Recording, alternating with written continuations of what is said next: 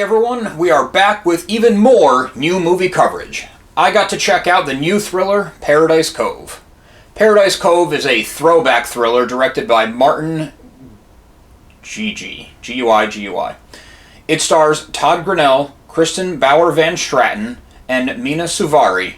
Paradise Cove is distributed by Arrow Media and is currently available on VOD.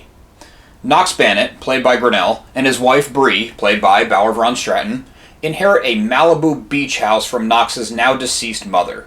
The mother and son weren't very close, which Knox has some regrets about. The husband and wife's plan is to fix and flip the beach house. This would give them a nest egg that would let them live a life of leisure, and Knox and Bree are trying to have a child so they can start their family.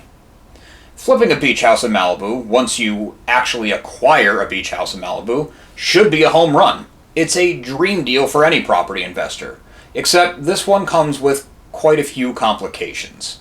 The main one being a woman named Tracy, played menacingly by Mena Suvari. She's squatting on the property and refuses to leave. The bandits do what they can to get rid of Tracy, but the circumstance always seems to shift in Tracy's favor.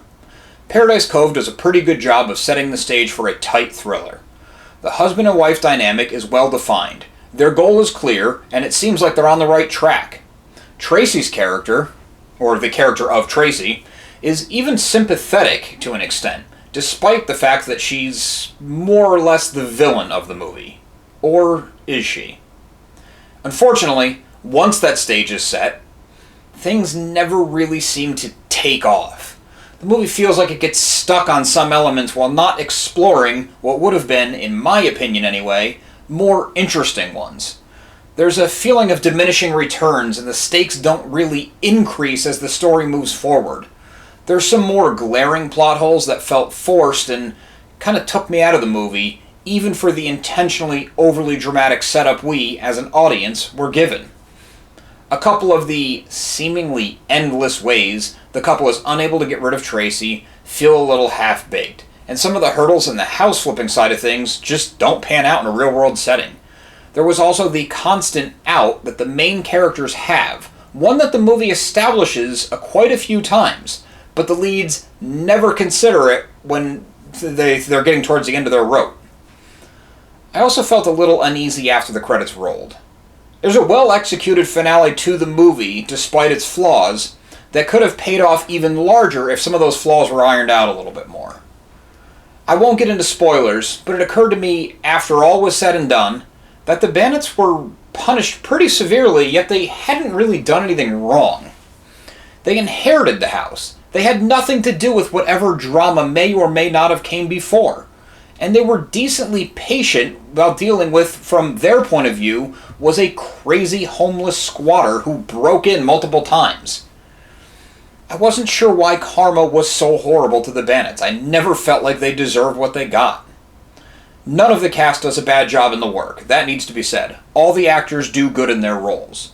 Grinnell has a lot on his shoulders, and as the movie goes on, he's practically hunched over with the mounting pressure his character has.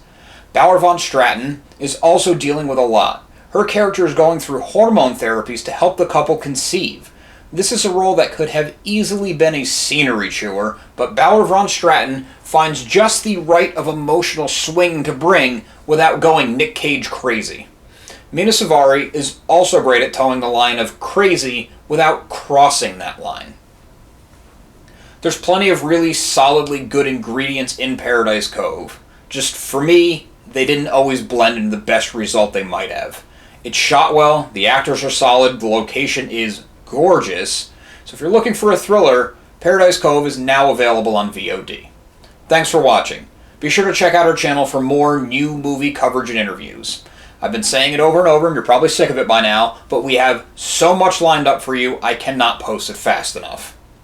Also, make sure you listen to So Wizard Podcast every single week wherever you get your podcasts. So Wizard Podcast can also be found on Patreon, where for as little as $1 a month you get multiple monthly bonus shows. SoWizardPodcast.com is your resource for reviews, recommendations, press releases, videos, merchandise, and more. We love hearing feedback, so drop us a note in the comments or leave us something on social media. All of our accounts can be found after the show and in the show notes. Thanks.